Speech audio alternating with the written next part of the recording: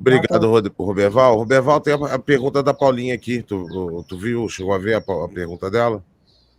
Deixa eu responder ela. Você acredita que esse Deus veio exatamente de onde?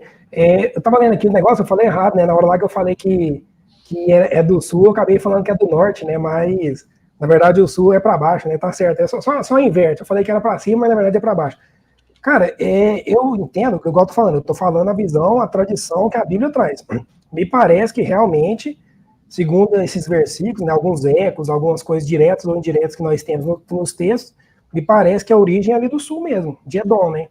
E não sou só eu que vai dizer, todo mundo vai dizer isso. O Raymond Brown, N.T. Wright, James Dunn, Jacob Milgrom. Jacob Milgrom, o Jacob conhece ele, era, né, ele morreu já, né, um rabino, possivelmente o maior especialista em Levítico. Ele vai dizer, a tradição mais antiga de Yahvé possivelmente é de Edom, é do sul. Então eu acho que é de lá. Pera. Estão me ouvindo bem? Estamos te ouvindo. Então, a tradição, ela começa em Jebus. Começa onde? Jebus. Onde que é isso? Jebus era a antiga Jerusalém, Salém. Então, do Melquisedeque? A tradição, ela começa ali, em Jebus. Não em Edom. Edom seguia a religião de Jebus. Os povos nômades seguiam a religião de Jebus, porque eles eram tribos nômades e seminômades, e ali tinha o templo, né, chamado de Templo Zero, e esse templo ficava ali em Jebus. Então você passava com a sua caravana, pegava as oferendas dos animais que cresceram, ou seja, o primogênito, oferecia ali, junto com a colheita que se tinha pegado e tudo durante as viagens, deixava naquele templo, o sacrifício oferecia e você ia embora para os terrenos férteis. Então, o templo de Jebus, ele servia para receber a oferenda de todos os povos nômades e seminômades e os vilarejos ao redor para ser levada a oferenda ali. Então, a tradição, ela vem de Jebus. Edom... Então você está falando que primeiro ela estava em Jerusalém, aí ela desce para Edom, aí depois ela volta para Jerusalém? É tipo isso?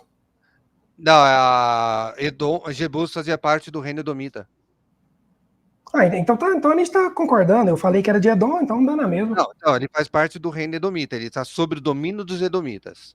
Então, os edomitas é que seguem a religião de Jebus, e não os jebuseus que seguem a religião. Agora eu tô com sono.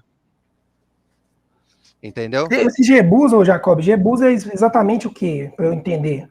Era um vilarejo que existia ali na região do Monte Moriá, tá? Tinha um templo no pé do Monte Moriá, e então tinha um vilarejo ali onde eles seguiam o El Avoteino, ou seja, o Deus de nossos pais, também chamado de El Elyon, o Senhor Altíssimo, tá? Então, todos que seguiam o Senhor Altíssimo deveriam levar todos os sacrifícios para aquele local.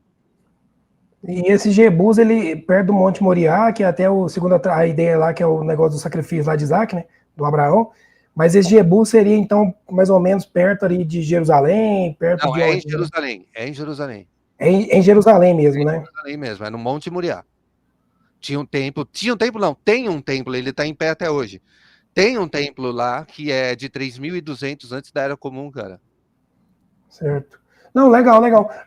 Não, eu posso concordar com isso, não tem problema, porque de fato a gente tem esses aí que eu citei, né? Juiz, Deuteronômio, Abacu, que vai dizer ali de Edom, os montes de Seir, Terã, Parã, mas ao mesmo tempo a gente tem a passagem ali de, qual que é mesmo? É Gênesis 12, né? Aquela ideia lá do Melquisedeque, que ele vai dizer, né? Sacerdote do Deus Altíssimo, El Elyon, como você disse, e ele é de Salém, né? Possivelmente de Jerusalém ali. Então, também tem essa tradição, também. Eu não posso negar. Realmente tem mesmo. Deuteronômio, quando fala que Deus saiu de Seir, está falando justamente porque o povo nesse período eles estavam entrando na terra, eles estavam na divisa do Rio Jordão. Então, eles estavam entrando na terra. Então, ele vai fazer um poema recitando o que aconteceu no Monte Sinai, na região de Seir. Então, o Eterno não tem Javé, eu não conheço nenhum Deus chamado Javé.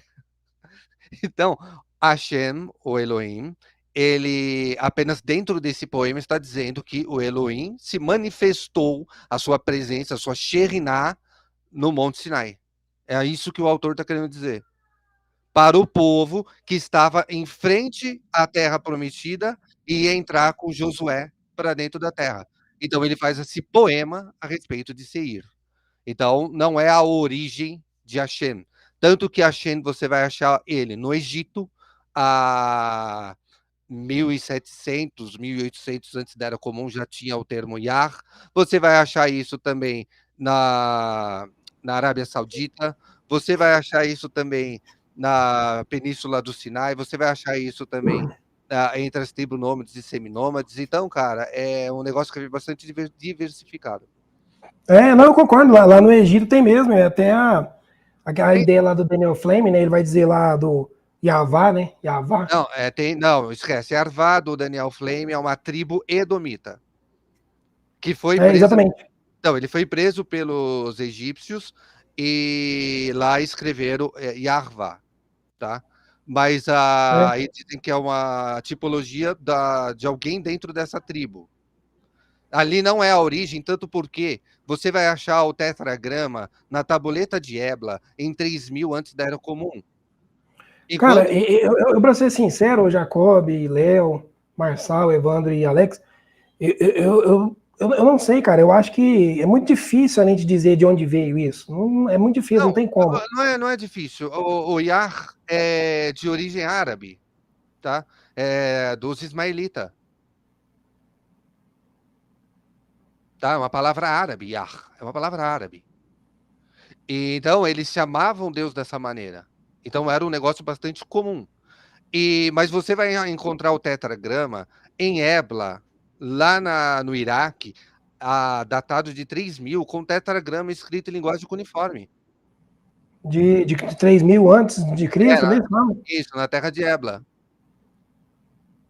É uma das evidências mais antigas que tem do tetragrama. Eu tenho até a foto da pedra, se você quiser ver.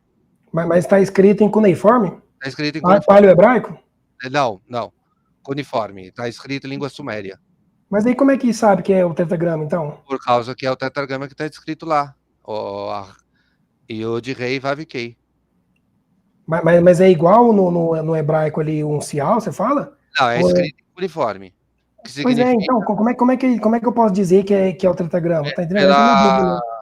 Porque diz que lá que Yod, Rei, Vav, Kei é Elu. Elu. Quer que eu mostro? Não, eu acredito em você, eu só tô querendo entender como que eles sabem que é o tetragrama, entendeu? Porque tá escrito, é Elu. É porque os caras têm tradução, cara. Como eles traduzem as línguas, entendeu? Então tem tradução. Por isso que as escritas antigas complementam muita coisa hoje. Por isso que eu falo, nunca se bate o martelo quando se tem achados. Então muita gente bate martelo. Por exemplo, por que a nossa discussão começou nisso? Porque o Lauro trouxe uma parada que tinha nada a ver. Aí estava todo mundo conversando de boa, sacaneando, brincando com o outro. A Laura trouxe uma parada que tem nada a ver. Falou que Abraão... Alex, você só não estende muito porque o Evandro tá pisqueando e pediu não, sim, pode falar.